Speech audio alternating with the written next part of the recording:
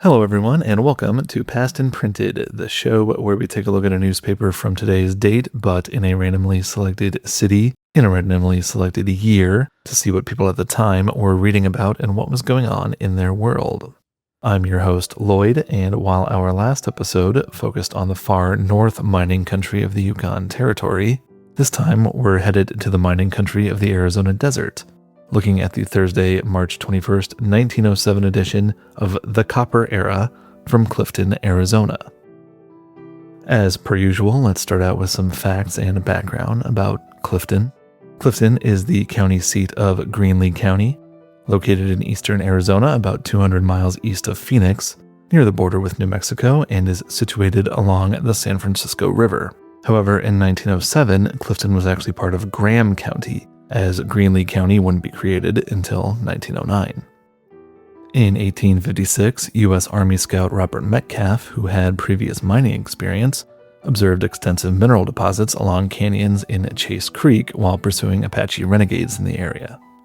Gold and silver mining began in the 1860s, but it was the mining of copper, which began in 1872, that really kickstarted white settlement in the area. The town itself was incorporated in 1873 and named after Henry Clifton, who had first discovered copper deposits in the area. Copper mining companies were quickly established in the area, including in neighboring Morenci, which fans of HBO's The Gilded Age might recognize, and thus the Copper Era declares that it is, quote, devoted to the interests of the Clifton Morenci mining district, unquote.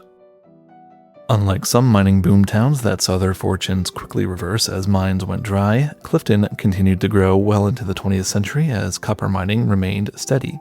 In the early 1900s, Clifton was known as one of the wildest towns in Arizona Territory, with one contemporary report stating that in 1 month in 1904, the Justice of the Peace heard 16 cases of criminal violence, which is not insignificant in a town with a population of less than 5,000. Upon formation of Greenlee County in 1909, Clifton was quickly named as the county seat, as it is the economic hub of the area. In 1983, a nearly 3-year-long strike by local copper miners began, and a disastrous flood destroyed nearly 700 homes in the Clifton and Morenci area. Despite this, the town survived, and copper mining remains the lifeblood of the area, with the Morenci mine being the largest copper producer in North America, and one of the largest in the world. In 1910, Clifton had a population of 4,784, so it was probably close to that in 1907, and as of the 2020 U.S. Census, the town was home to 3,933 people. And with that, let's dig into the March 21st, 1907 edition of The Copper Era.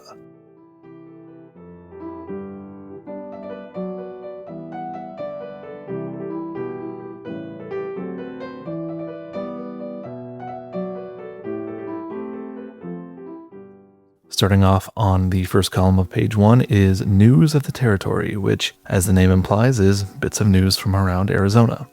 First off, General Williams of Fort Huachuca, a U.S. Army installation in Cochise County in southeast Arizona, which is still active today, was in Benson, Arizona on his way to Denver. The general was asked about the fort being changed to a brigade post, which General Williams confirmed would happen, but he couldn't comment on the timing. At the time, Fort Huachuca was home to a military regiment, which is a smaller unit than a brigade, so the question was basically asking if the fort would soon become home to a larger contingent of soldiers, and therefore expanding. As far as I can tell, this didn't happen, at least not around 1907, as in 1913, the fort became home to the 10th Cavalry Regiment, aka the Buffalo Soldiers. Pima County is now shipping 20 railroad cars of ore daily from various mines, valued around $8,000 to $10,000, or between $276,000 and $345,000 in 2026. A year ago, the county was shipping on average less than 3 tons daily. In Hereford, Arizona, there is a report of quote-unquote serious trouble between Superintendent Cicero Martin of the Green Cattle Company and the cowboys employed by said company. It appears Superintendent Martin hired a black employee. It doesn't say if he was hired as a cowboy or other position, but this man was invited by Martin to eat supper with the rest of the cowboys. These cowboys, quote, seriously objected, most of them being from Texas, unquote, Superintendent Martin refused to back down, however, and the entire force of cowboys, including the range and ranch foremen, quit on the spot. Apparently, they were so angry that, quote, trouble was only avoided by Martin keeping away from the enraged cowboys, unquote. There is no mention of the black employee, but also no mention of any violence happening against him, so I guess that's good. The result, says the Era, is that the cowboys are now hunting for new jobs, while the Green Cattle Company is looking for another bunch of cowboys. But frankly, good on Superintendent Martin for standing his ground. It didn't seem to hurt the company that much, as Martin continued in various management roles for the company until his death in 1959, and the Green Cattle Company itself continued on until 1973. Next up, there is a fairly detailed report of a syndicate of investors from Chicago purchasing mining claims near Globe, Arizona. It lists the claim owners, their location in relation to other mines, and if those mines have been tapped out, that sort of thing. The total purchase price was $285,000, or about $9.8 million these days. The body of a man suspected to be John Spencer Cockcroft, but who was known to those in the area as John Spencer, was recovered near Apache by the crew of the afternoon passenger train from El Paso. The man's head had been badly crushed, and it appeared he had been dead for several hours. It also appears Mr. Cockcroft arrived in Douglas, Arizona about a week earlier from Clifton, where he had lost much of his property due to a recent flood.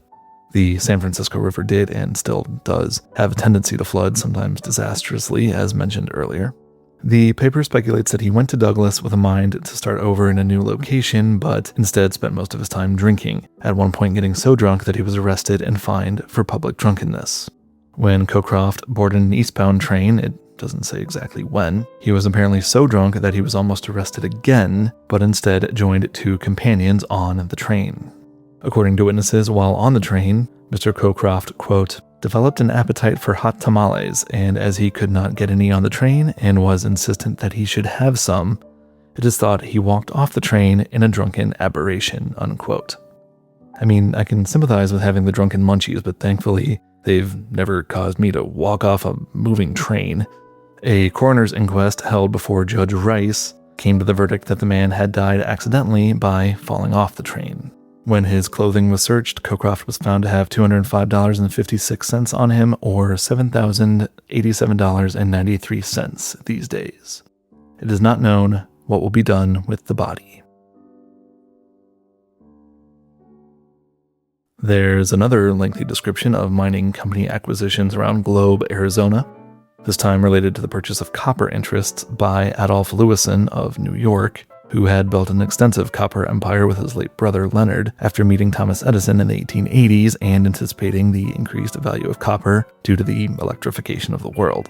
Basically, the Lewison Company, who had already owned then sold the Old Dominion copper mine in Globe, is intending to expand and modernize existing mines and will be paying about $1.7 million for the holdings, around $58.6 million in 2026. To go along with all the mining acquisition news coming out of Globe, there is an article titled Globe Becoming a City of Homes, which discusses some of the handsome residences popping up in the city. They actually seem to be focusing on the homes of everyday people, not homes of the wealthy, which is quite interesting. Some of the houses they describe include a 2-story, 6-room home being constructed for B.J. Bennett, a fireman at the Old Dominion mine, valued at $1,500 or nearly $52,000 in 2026. And by fireman, they likely mean someone who worked with the industrial furnaces at the mine or possibly steam engines, not a firefighter.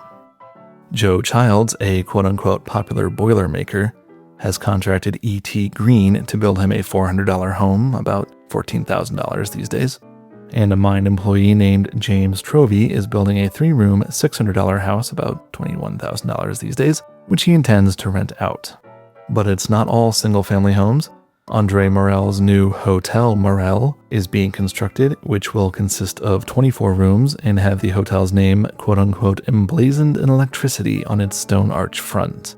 Estimated cost $8,000, about $276,000 in 2026. And it would appear the West was still pretty wild in 1907, as we've got a headline, Deming Stockman Killed in Duel. 4 men fight bloody battle on the prairie 35 miles from Hachita. It appears the previous week, Frank Watkins and his partner Frank Stedham found themselves in a shootout with W.N. Gibson and Gibson's brother-in-law, Ingraham. We're not given Ingram's last name. The gunfight took place at Walnut Creek, about 35 miles south from the small settlement and railroad stop of Hachita, New Mexico. The two groups apparently own ranches adjacent to each other, quote, both sides are wealthy men, unquote, and there had been bad blood between them for some time. The feud came to a head when Watkins and Stedham came upon Gibson and Ingraham while the two were riding over their property. Ingraham and Watkins were both armed with Winchester rifles, while Gibson and Stedham carried only revolvers. This heavy armament didn't help Frank Watkins, however, as he was, quote, shot and killed instantly, unquote. None of the other participants were so much as wounded. According to the paper, all those involved are, quote, considered honorable and upright men and highly respected in that regard, unquote. Further details of the battle are unknown at this time and are likely to remain unknown until the case goes to trial, as none of the surviving combatants will say a word about the situation. Watkins' body was taken to Deming, New Mexico for burial. W.N. Gibson was placed under arrest and is being held at the Grant County Jail in Silver City, New Mexico. Pending a preliminary bail hearing, he is expected to secure this bail. The Arizona Historical Pioneer Society appeared before the territorial legislature. Remember, Arizona wouldn't become a state until 1912. To ask for an increase in the appropriations budgeted for their society, which is apparently dedicated to collecting and preserving the history of Arizona's early days of settlement. In years past, the legislature had appropriated $1,000 a year to the Pioneer Society, or about $34,500 in 2026, but this had recently been reduced to $750, or almost $26,000 these days. Apparently, the society pays a secretary $25 a month, or about $862 in 2026, and the remaining money is used to pay rent on a space which houses the society's records. The officers of the Historical Pioneer Society have intentions to ask for an appropriation to establish an official Hall of Records, but as of March 1907, this has not come to fruition. We've also got the minutes from a recent meeting of the Graham County Board of Supervisors. I won't read through every little item, but a few notable entries are that Lamar Cobb Jr. was appointed Graham County Surveyor, replacing J.W. Welsh, who was elected to the position in November 1906, but failed to qualify as a surveyor.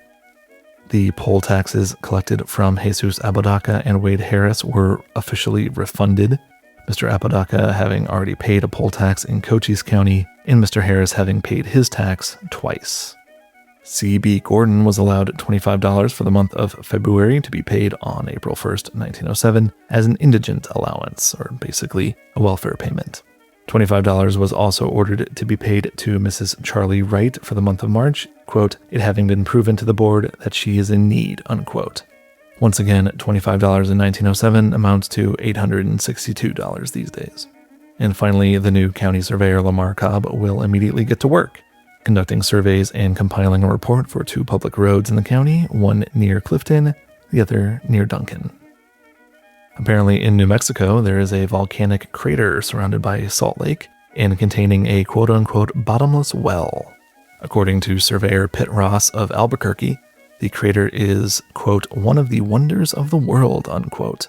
The crater is described as being surrounded by a lake whose water has been analyzed to contain 26% salt, but if one descends its walls, there is another body of water estimated at 200 feet by 60 feet.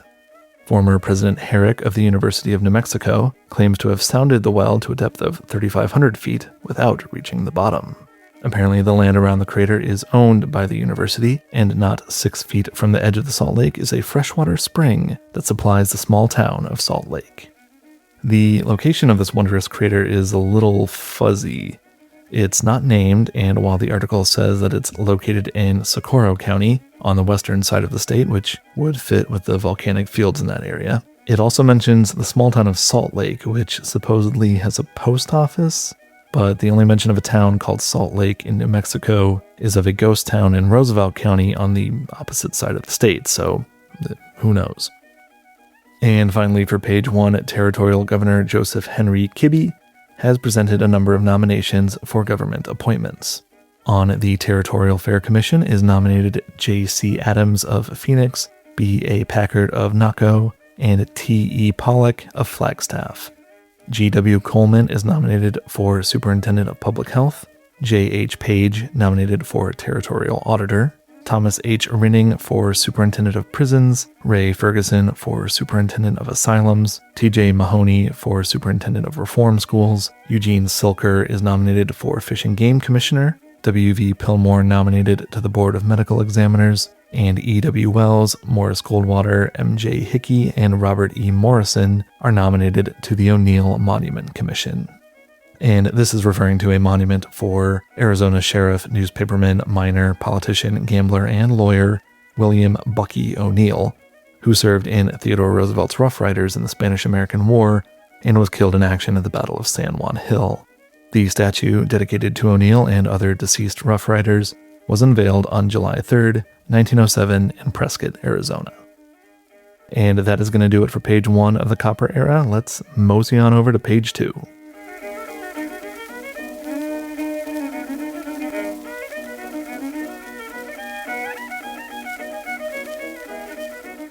First things first on page 2, after the most recent flood, the Era has moved into a new office above the waterline.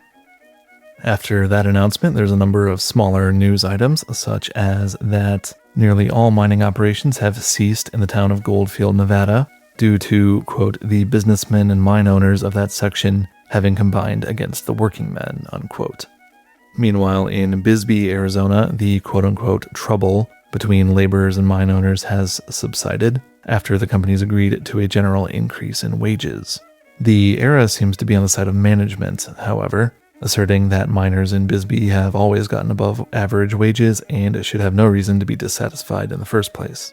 They also claim that membership in the Western Federation of Miners, a union active in the western U.S. and British Columbia, has, quote, fallen off considerably, and no doubt nothing will be gained by the organizers, unquote, which is a statement that seems to blatantly ignore the wage increase.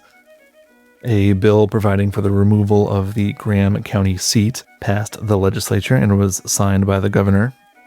The bill actually states that if 25% of voters in the county sign a petition, that the petition can be then submitted to the county board of supervisors, who will then call an election to move the seat. The Era predicts that if the county seat is moved, it will be located in Duncan. At the time, the Graham County seat was located in Solomonville and remained there until it was moved to the larger town of Safford in 1915. Of course, when Greeley County was created in 1909, Clifton would then become its county seat. Apparently, the production of copper in the U.S. has increased from 27,000 tons in 1880 to 436,000 tons in 1906, and the United States now produces 57% of the world's copper supply. This comes as consumption of copper in the States also increased from 20 to 25% from the year before. However, production of copper in 1906 was only about 3 to 8% higher than in 1905, explaining a price increase from 18.5 cents per pound in January of 1906 to over 24 cents a pound in December. So in 2026 money, that's like going from $6.38 a pound to about $8.27 a pound. And for reference, so far in 2026, it looks like copper's kind of bounced around roughly $6 a pound. In some local news, Clifton citizen Dick Stevens, who had recently gone to Globe, Arizona to visit his brother-in-law Sam Gleason, who was suffering from miner's consumption, aka the Black Lung, was called back to Globe on Tuesday due to Mr. Gleason's death. The deceased was a prominent citizen of Globe, being a foreman of the Old Dominion mines. In local crime news, quote, a couple of little boys were taken before the Justice of the Peace last week on the charge of molesting the post office boxes, unquote. The article doesn't say what damage was done to the Postal Service property, only that it had been going on for a while, and it was, quote, the intention of Uncle Sam to stop it, unquote. The boys were apparently scolded by the judge and warned that they were lucky not to be sent to the Territorial Reform School. The Era believes that this should serve as a warning to any other youths tempted to tamper with any property other than their own. In some brief sports news, a baseball game was held in Clifton the previous Sunday, St. Patrick's Day. Before the game, however, the Clifton fans had to show up to make repairs to the field, which had been damaged by the recent floods. By noon, the diamond was filled in, repacked, and was, quote, in as good of shape as at the close of last season, unquote. The game, which was against a team from nearby Morenci, began at promptly 2:30 in the afternoon, and although the visiting team started strong, quote, when the lucky 7th rolled around, Clifton jumped to the front and took the victory by a score of 8-6, unquote. Both teams extend their thanks to those who assisted with the game. There is an excerpt of an address given by Frederick C. Kiley, president of the Mining Institute of America, which comes from another publication, Mines and Minerals. The piece is titled Waste in Mining and is a criticism of unfettered mining in the United States. President Keeley starts his speech by stating, quote, the American nation will go down in history as the most extravagant nation that has ever existed, unquote. So far, so good. He then points out the near extermination of the Indians, buffalo, and the nation's forest as examples, but declares that while these acts were, quote, serious, they were not beyond repair, unquote. Which, first off, I think serious is a little bit of an understatement. Second, I think the native tribes that were killed off would beg to differ that their destruction was reparable. But I think I get what he's saying, basically that given the opportunity, tribes could repopulate, buffalo could be raised, and trees could be planted. However, Kiley declares that when it comes to mining, quote, in our haste to get rich, we are destroying at least 50% of everything in the mineral line we lay our hands on, unquote. Of course, he's not opposed to mining on environmental grounds, but more that the most profitable methods of mining and ore processing result in a large amount of product being destroyed, and, of course, unlike trees or buffalo, anthracite coal is not replenishable. President Kiley is somewhat hopeful, however, as U.S. President Theodore Roosevelt, who, quote, seems to have the faculty for probing everything, unquote, meaning investigating, not the other kind of probing, has been educated on the issue of waste in the mining industry and has added mineral resources to his conservation efforts. There's then a long list of documents in county business filed for the record, including that Milton Lines has filed a bill of sale to G.A. Felshaw and R.L. Kelly for a 50% stake in 105 dairy cows, 9 horses, and assorted other animals at a cost of $100 or $3,448 in 2026. Additionally, there is a notice to the public that the firm of Lines Brothers, proprietors of the Clifton Morenci Dairy, has been dissolved and going forward will be known as W.A. Lines and Company. I'm guessing W.A. Lines is the remaining brother, and this bill of sale was Milton selling his stake in the company. Also, Alexander Veitch is appointed as agent for the New England and Clifton Copper Mining Company of Arizona, and C. Garcia is appointed deputy sheriff. As was common in these older small-town papers, there is an extensive list of people that arrived at Clifton's hotels and where they came from. I won't read out the dozens of names, but this week, visitors at the Clifton Hotel and Central Hotel came from Denver, Chicago, Los Angeles, Kansas City, St. Louis, San Francisco, Cincinnati, Milwaukee, El Paso, New York, Dallas, and Silver City, New Mexico. Finally, in actual crime news, Peter Swenson of Eden, a small town about 30 miles west of Clifton, was arrested by Deputy U.S. Marshals Hubbard and Clark on a complaint of, quote, the time-honored custom of making moonshine whiskey, unquote. The complaint was lodged by a Mr. F.L. Jones. Swenson, described by the paper as an old man, was taken to the jail at Solomonville and appeared before Commissioner Colton on March 12th. Bond was set at $1,500 or nearly $52,000 these days, awaiting the decision of the federal grand jury, which wouldn't meet in Globe until April. As Mr. Swenson was unable to afford the bond, he was remanded to the county jail. Deputy Federal Attorney Jones of Tucson represented the government. The article goes on to note that Swenson is about 60 years old, a native of Denmark, and has lived in Eden about 4 years, 3 of which he spent making his moonshine. According to the paper, the alleged moonshiner was able to produce 2 quarts in about 3 hours and sold his product for 40 cents a pint and 75 cents a quart. That's between $13.80 and $25.86 in 2026 dollars. And that is it for the news on page 2, so let's wend our way over to page 3.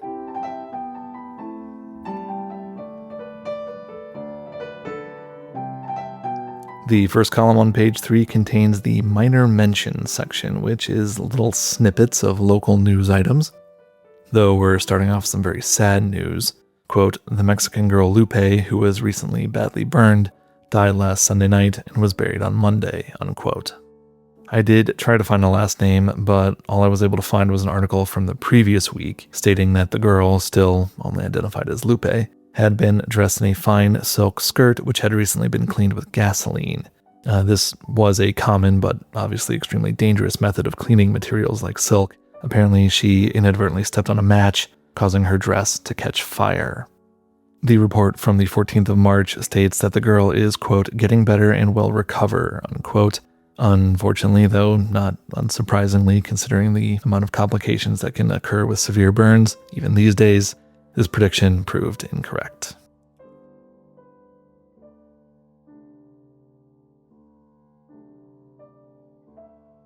Moving on from that tragic news, the high school class entertained Morgan Leonard at a farewell party at Miss Molly Lyles' home. The annex to the Clifton Hotel is now approaching completion. When completed, quote, Sam will have one of the swellest hotels in this section. The inside furnishings will be extra good, unquote. W.S. Humphreys is working hard to finish work on the warehouse of the Arizona Copper Company store. The new warehouse will be about 5 feet from the ground, above the floodwaters, quote, for a few years at least, unquote. O.J. Cody's children have been sick with scarlet fever for the past 2 weeks but are improving. Quigley, no first name given, but who played second base for Clifton's baseball team and is called, quote, one of the best hitters that ever struck Arizona, unquote, has signed with Vancouver for what is described as a handsome figure. Though the fans and teammates regret his departure, they all wish him the best. Vancouver here is spelled as 2 words, but I think they're almost certainly referring to Vancouver, Canada, which did have a professional minor league team, the Canucks, in 1907. In other baseball news, Jesus Marquez will also be leaving his Clifton teammates behind to pitch for the Pueblo Indians. That's another minor league team. Quote, Jesus is one of the most successful pitchers that ever donned a Clifton suit. He will be greatly missed by the local fans, unquote. William Summers, the Iceman, is moving forward with work on the new ice plant of the Arizona Copper Company. The plant is expected to be completed in June, and the company will then be Clifton's ice supplier. I feel like this kind of illustrates how ingrained these mining companies were with the economies of these towns, aside just from their roles as major employers. Quote, the new ice plant will be a modern facility managed by an expert like Summers, and there is every reason to believe that there will be plenty of coalness to supply the demand, unquote. Louis Ferber will be opening up a stock brokerage in town, handling both listed and unlisted stocks and posting daily bulletins in several conspicuous places, with his specialty being in local stocks. Quote, this has been a long-felt want in Clifton, and no doubt Louis will meet with much success, unquote. In the mines and mining column, there is, of course, news from the various mining companies. Most of the sections contain talk of equipment and processes that I know absolutely nothing about, like the blower engine on the Shannon smelter, and the number 6 concentrator at Longfellow, whatever those mean. In a very brief overview, apparently the Arizona Copper Company smelter is set to surpass an output of 1,400 tons of copper in March. With the installation of said blower engine, the smelter at the Shannon mine is now, quote, one of the most modern plants in existence, unquote, and may soon be one of the top producers in the territory. The New England and Clifton Copper Company has recently branched out into ore shipping as well, and is handling shipments for the Antietam Company at a rate of about 150 tons per month, on top of their own roughly 1,400 ton per month shipments. The Standard Consolidated Company is now making regular ore shipments to the Detroit Copper Mining Company smelter in Morenci, after considerable delays due to a lack of railroad cars. And finally, work is progressing at the Gold Belt properties, with a mine shaft hitting a modest breast of ore, indicating that the mine has advanced, quote, beyond the experimental stage, unquote. Continuing with the local items, we've then got the purely personal column, which is the era's selection of social snippets. These include that J.A. Higgins departed for Safford yesterday to be absent for a short time. I kind of feel like the last part of that sentence actually makes it less informative than if they just said he was traveling to Safford. Miss Bertha Anderson spent Saturday and Sunday at Duncan visiting friends. Fred Hertzke left this week for the Gilliard Hot Springs, where he will spend a short time rusticating. Mr. and Mrs. Henry Dial of Safford are up this week visiting their son Joe Dial and his wife. Johnny Chrome, who started off for Nevada, got off on the wrong trail and ended at Silver City. He returned home last week. George Evans returned yesterday from Hachita with his wife, who is quite sick. Mrs. Evans will be placed in the Arizona Copper Company Hospital for treatment. Dr. Baufler, a professional surgeon and head of the Monroe Street Hospital in Chicago, spent a couple days in Clifton this week visiting the CBA nurses, who are graduates from his institution. The doctor was well pleased with his visit. I wasn't able to determine what the CBA stood for. I'm guessing something benevolent association, but I'm not totally sure. Theodore Shirley, probate judge of Graham County, visited the area last week on business and shaking hands with old friends. The judge is looking quite well and says that the valley's pure air and good buttermilk agrees with him better than fine dust and sulfur smoke. Last Friday evening, a number of the young men of Clifton gave a ball at Prettyman's Hall, complimentary to Miss Gaddis and Miss Florence Rosencrantz. It was well attended and proved to be one of the most pleasant affairs of the season. Those who had the pleasure of attending report a lovely time. Light drinks consisting of punch and lemonade were served during the dance, which continued until early Saturday morning. And after the social section, there is local business news, including that contractor Merritt was awarded the contract for the new addition to the Arizona Copper Company drugstore. The business has apparently outgrown the current building. 2 rooms will be added, one 18 by 24 feet to the rear and the other 20 by 30 feet to the south side, connected to the main building by a 16-foot arch. A new innovation-style fountain has been ordered and will be installed for the accommodation of the summer trade. I'm guessing this means it's a model of soda fountain. It will have seating capacity for 30 people when completed. The contract calls for the work to be completed within 20 days of the start date. J.R. Todd, assistant cashier at the Globe National Bank, has resigned his position and relocated to Philadelphia. George Hardy, well known in this section, has opened a new wet good establishment in the Reardon building. He intends to have all the leading papers for the accommodation of customers and is prepared to quench the thirst on short notice. Although the term wet goods store seems to simply contrast with a dry goods store, it's actually a euphemism for a saloon or liquor store. This is illustrated by the ad on page 2 for Mr. Hardy's new saloon, featuring first-class wines, liquors, and cigars. The street sprinkler is now being run daily on Chase Creek. Street sprinkling is a necessity in Clifton during the hot weather. Quote, people all over town should chip in and have the east side, North Clifton, and South Clifton sprinkled. With a small contribution from all, the work can be done for comparatively nothing, unquote. Basically, the street sprinkling was literally kind of spraying down the street with water to minimize dust during the summer months.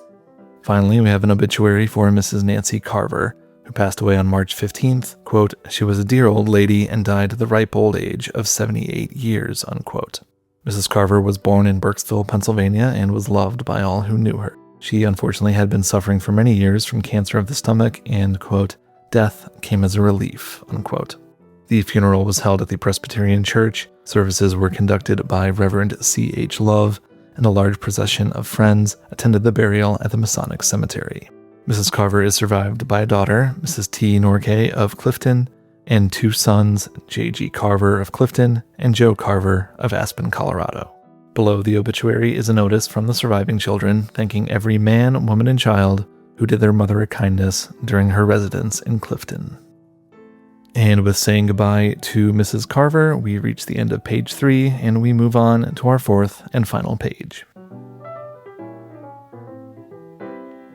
The first column on page 4 gives a rundown of the latest territorial legislative session, including bills under debate and those signed into law by Governor Kibbe, chief among them being the Bullion Tax Bill, which will go into effect on January 1st, 1908. Under this bill, known as the Dorian Mine Taxation Bill, mines will pay property taxes based on the assessed value of 25% of the mine's bullion output. The bill was passed by a vote of 9-3 in the council, that's the upper house of the territorial legislature, and a vote of 17-7 in the House of Representatives. Apparently, it was a bit of a surprise that Governor Kibbe didn't veto the bill, as he had previously stated that he thought this level of assessment was too low. Previously, mines in Arizona had paid property taxes on only about 5% of their actual value, and Governor Kibbe, though a general supporter of the mining industry, believed that the mining interests should be paying their fair share of taxes. For comparison, railroads at the time paid taxes based on between 40 and 70% of their assessed value. In a statement printed later on page 4, Governor Kibbe reiterates his personal disapproval of the Doran bill, but points out that the bill passed by more than two-thirds majority in both houses of the legislature and was at least an improvement over the previous tax situation. The passage of this bill is expected to bring an additional $6 million in tax revenue to the territory, or about $207 million in 2026. Other bills signed into law include CB 9, that's Council Bill 9, which obliges mining companies to expend 50% of the sale of stock in development and improvement. CB 30 grants power to boards of supervisors in certain cases to revoke saloon licenses. This was likely part of an effort by the territorial government to really smooth out Arizona's rough edges in their push for statehood. In CB 59 relates to the duties of the public examiner, basically a government auditor, and increases their salary from $2,400 to $3,000, or about $83,000 to $103,000 a year these days. CB 19 defines the methods for taking in and giving bail, and CB 46 validates the incorporation of the town of Globe. Of the bills up for consideration by the territorial legislature, House Bill 83 is of particular interest by the era and is effectively a trademark law. It states, among other things, that, quote, "No incorporation shall take the name of one already in existence under the laws of the territory, and shall take none so nearly like that the only difference is the word the," unquote. Other bills that have been passed by either the council or the House include a bill providing for the employment of deputy county treasurers at a salary of not more than $100 a year, or about $3,500 in 2026, and a statewide total expenditure of not more than $2,000, or about $69,000 today. This was apparently passed in response to the Doran bullion tax bill, on the assumption that it will create more work for county treasurers who will then need to hire some part-time assistants. And a bill appropriating $15,000 a year for 2 years, or about $517,000 these days, for the territorial fair, passed by the council by unanimous vote. Moving on from the political news, there's a piece titled 10,000 Motors Are Built Monthly, which touts the expansion of electric-powered motors in the country. The title refers to the estimate that about 10,000 electric motors are being produced monthly by the General Electric Company, as well as other manufacturers.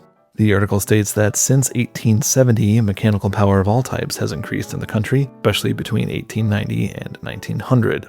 In that time, steam-powered machinery increased by 77.7%, gas-powered by 1,408.9%, electricity by 1,895.4%, and even water-powered machinery increased by 15.9%. This increase is also illustrated by the fact that in 1890, the U.S. Census reported that 15,568 horsepower were produced by electric motors, and in the 1905 census, electricity produced 1,138,208 horsepower. The future of electricity is bright, writes the Era. Scientists, investors, and prognosticators say that an electrical age is dawning, and that all the industrial wheels of the world will be turned by the mysterious force in time to come. We've also got some more criminal justice system news, with a dispatch from Caldwell, Idaho, titled, "Coming Trial of Federationists, Over 600 Affidavits Will Be Presented in Asking Change of Venue." This article is about the impending trial of Charles Moyer, Bill Haywood, and George Pettibone, leaders of the Western Federation of Miners, which was mentioned earlier, who had been accused of plotting the assassination of former Idaho Governor Frank Steuenberg, who was killed by a bomb planted at his house by Harry Orchard, aka Thomas Hogan, on December 30th, 1905. Orchard was arrested and later accused Moyer, Haywood, and Pettibone of ordering the killing. The trio were arrested in Colorado and extradited to Idaho, although this was not done through official channels and was widely considered to be more akin to a kidnapping than an extradition. However, the U.S. Supreme Court ultimately ruled that although their removal from Colorado had been achieved through fraud and connivance, it did not violate the constitutional rights of the defendants for some reason. In fact, famed attorney and civil libertarian Clarence Darrow actually acted as attorney for the defense in this case.